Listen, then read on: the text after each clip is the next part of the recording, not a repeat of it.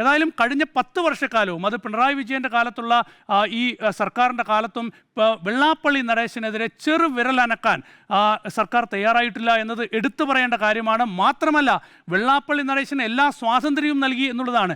എത്ര കേസുകളാണ് അത് ഈ മൈക്രോ ഫൈനാൻസുമായി ബന്ധപ്പെട്ടായിക്കോട്ടെ, മറ്റു വിഷയങ്ങളിലായിക്കോട്ടെ, കോടതിയിൽ പോകേണ്ടി വന്നു. ഈ വിഷയത്തിലൊരു കേസ് രജിസ്റ്റർ ചെയ്യാൻ കോടതിയിൽ പോകേണ്ടി വന്നു.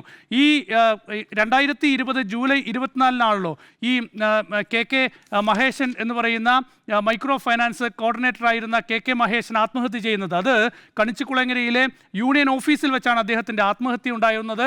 അന്ന് പോലീസ് രജിസ്റ്റർ ചെയ്തൊരു അസ്വാഭാവിക മരണം എന്നുള്ളതാണ്. പിന്നീട് ആലപ്പുഴ കോടതിയിൽ ഈ കെ മഹേശൻ്റെ കുടുംബം ആലപ്പുഴ കോടതിയെ സമീപിച്ചു.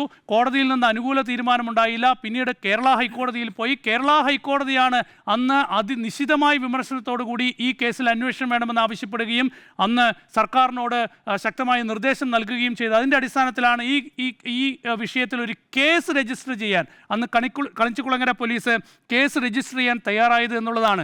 ആ നിലയിൽ വെള്ളാപ്പള്ളി നടേശന് രാഷ്ട്രീയ സംരക്ഷണം കിട്ടി എന്നുള്ളതാണ്. നമുക്ക് എത്രത്തോളം തന്ത്രശാലിയാണ് വെള്ളാപ്പള്ളി നടേശൻ. അദ്ദേഹത്തിൻ്റെ സാമ്പത്തിക ഇടപാടുകൾ വലിയ ആരോപണത്തിൻ്റെ നിഴലിലാണ്. അത് മൈക്രോ ഫൈനാൻസിൻ്റെ കാര്യത്തിലായിക്കോട്ടെ, ആ തട്ടിപ്പിൻ്റെ കാര്യത്തിലായിക്കോട്ടെ, SN ട്രസ്റ്റിന് കീഴിലെ വിദ്യാഭ്യാസ സ്ഥാപനങ്ങളുടെ കാര്യത്തിലായിക്കോട്ടെ, വെള്ളാപ്പള്ളി നടേശൻ അദ്ദേഹത്തിൻ്റെ മകനെ കൊണ്ട് BDJS എന്നൊരു പാർട്ടി ഉണ്ടാക്കുകയാണ്. BDJS എന്നൊരു പാർട്ടി ഉണ്ടാക്കി. ആ പാർട്ടി BJPയുമായി സഖ്യത്തിലാണ്. അപ്പോൾ കേന്ദ്ര സർക്കാരിൽ നിന്ന് യാതൊരു അന്വേഷണവും വെള്ളാപ്പള്ളി നടേശൻ്റെ വീട്ടിലേക്ക് കയറില്ല, വെള്ളാപ്പള്ളി നടേശൻ്റെ സ്ഥാപനങ്ങളിലേക്ക് കയറില്ല. വെള്ളാപ്പള്ളി നടേശനെ തേടി ഒരു EDയും വരില്ല, ഒരു CBIയും വരില്ല. അങ്ങനെ BDJSനെ കൊണ്ട് BJPയുമായി സഹകരണമുണ്ടാക്കി അതിനെ തടഞ്ഞു. കേരളത്തിൽ ഏത് സർക്കാരാണോ ഭരിക്കുന്നത് ആ സർക്കാരിനൊപ്പം തന്ത്രപരമായി നിലപാട് സ്വീകരിച്ച് ഒപ്പം കൂടുക.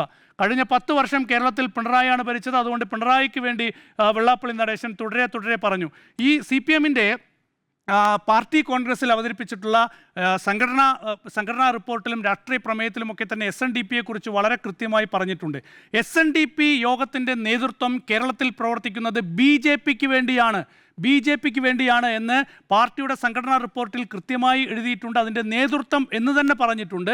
പക്ഷേ എന്നിട്ട് പോലും LDF സർക്കാർ കഴിഞ്ഞ 10 വർഷം കേരളം ഭരിച്ചപ്പോൾ വെള്ളാപ്പള്ളി നടേശന് സംരക്ഷണം കിട്ടിയെന്നുള്ളതാണ്. കേരളത്തിലെ ജനങ്ങൾ അതിനുള്ള ശക്തമായി തിരിച്ചടിയാണ് ഈ തെരഞ്ഞെടുപ്പിൽ LDFന് നൽകിയതെന്നുള്ള കാര്യത്തിൽ യാതൊരു സംശയം വേണ്ട.